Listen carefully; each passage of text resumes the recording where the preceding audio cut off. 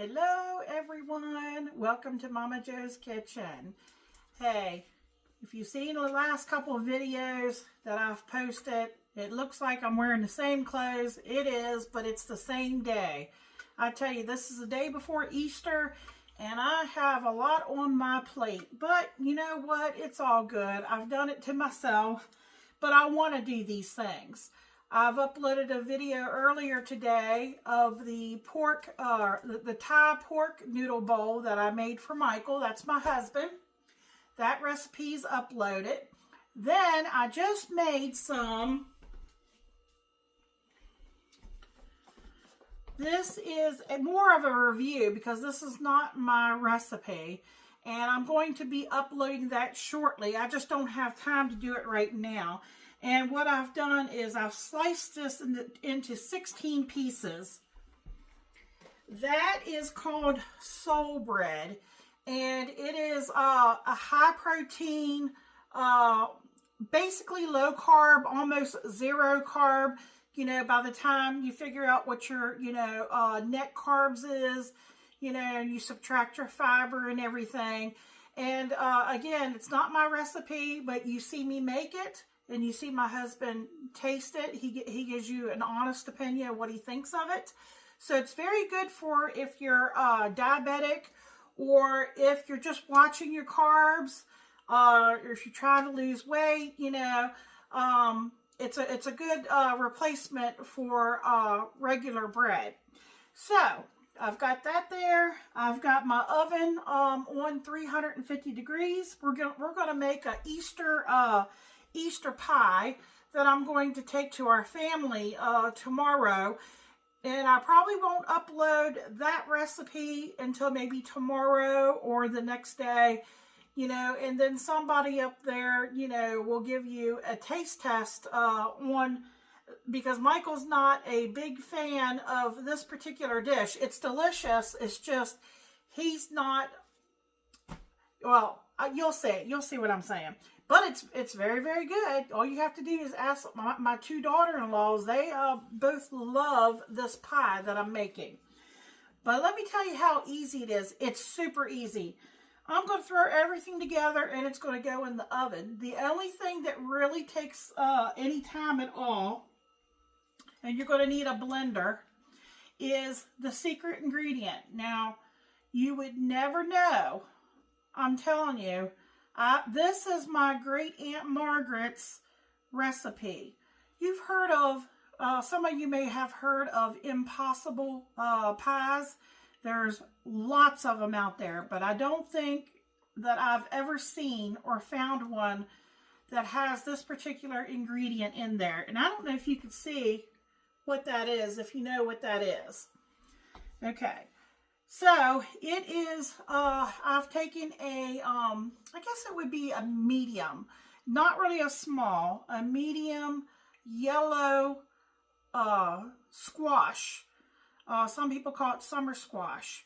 You cut the ends off, you leave the skin on, and you cut it up into cubes, about like, I would say 1/2 inch to 1 inch cubes.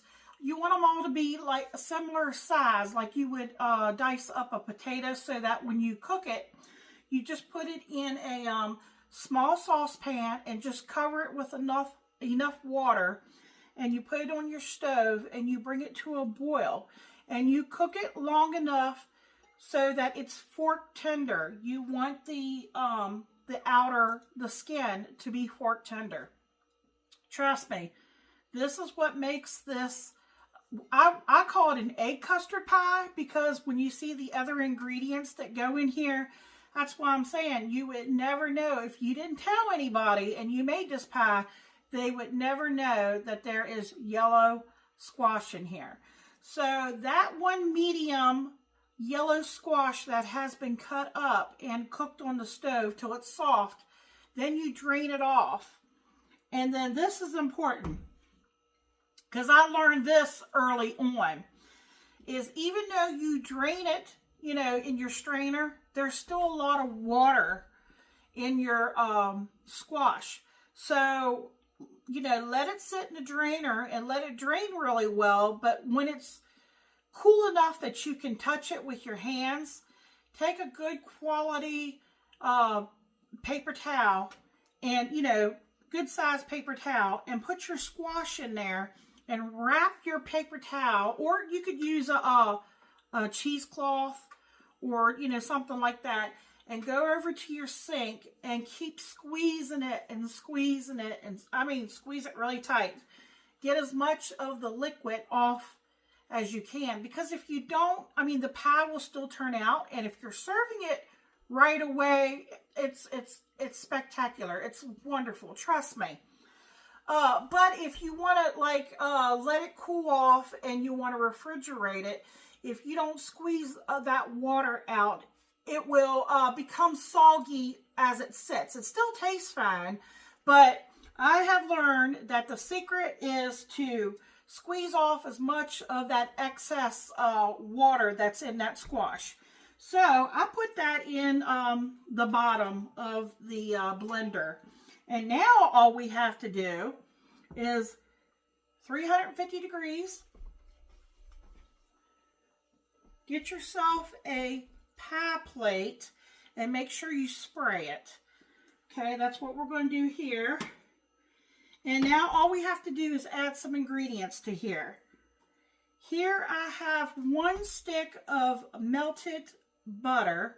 I melted it in the microwave. It was really, really hot. You don't want it to be scalding hot when you go to add your eggs. We don't want scrambled eggs. So it has cooled off enough that I can add it here on top of the squash. Okay, now you're going to need 1 cup of white sugar.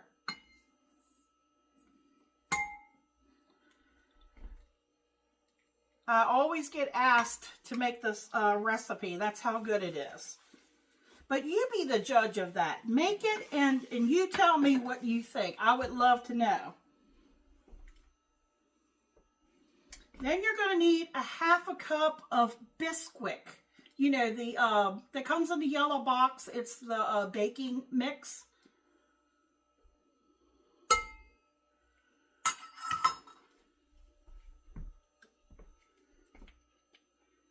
Okay, we're going to add a teaspoon of vanilla extract.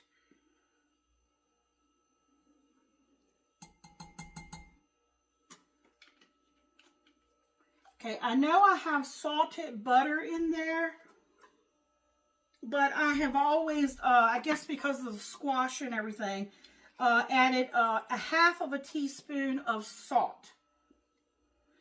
And if you're worried about the salt, cut it down to like a 1/4 teaspoon. Or you could omit it altogether, but I'm not sure how that would affect the flavor.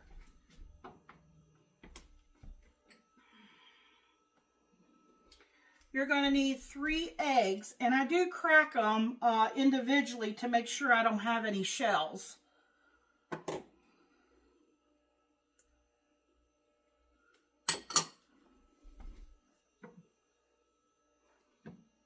We're almost done. There's 3 eggs. And last but not least, you'll need 1 cup of milk. And I'm using 2% milk.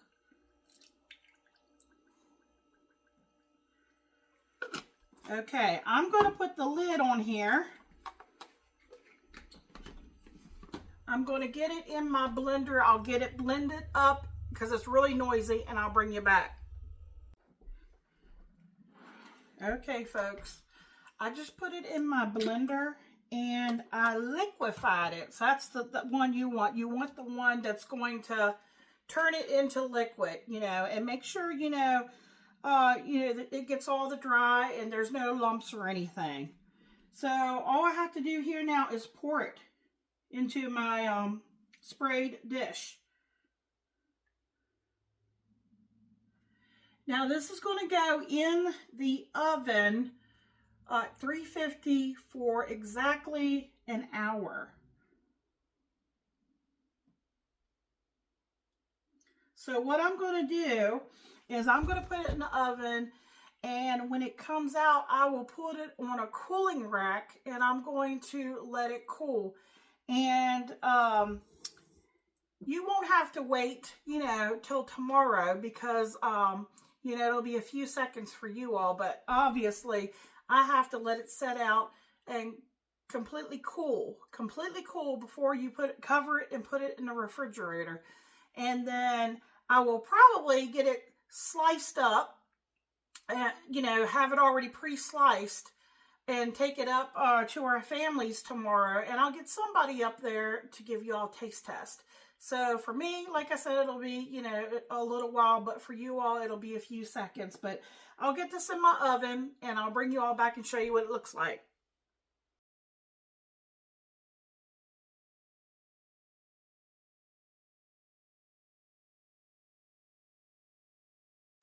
What's going on, YouTube? Momma Jo's kitchen here. I'm not Momma Jo. That's not Momma Jo. That Momma Jo back there. But we have her egg custard pie right here that we're going to taste test. I love egg custard pie. It's one of my favorite things. Sometimes I eat too much of it. It makes me... Never mind. All right, here we go. Oh, that's good. Oh. Soft. Yep. Perfectly sweet. It's not overly sweet. Too sweet. Got a perfect texture to it. I mean, with my mouth full. Mama says don't do that. All right.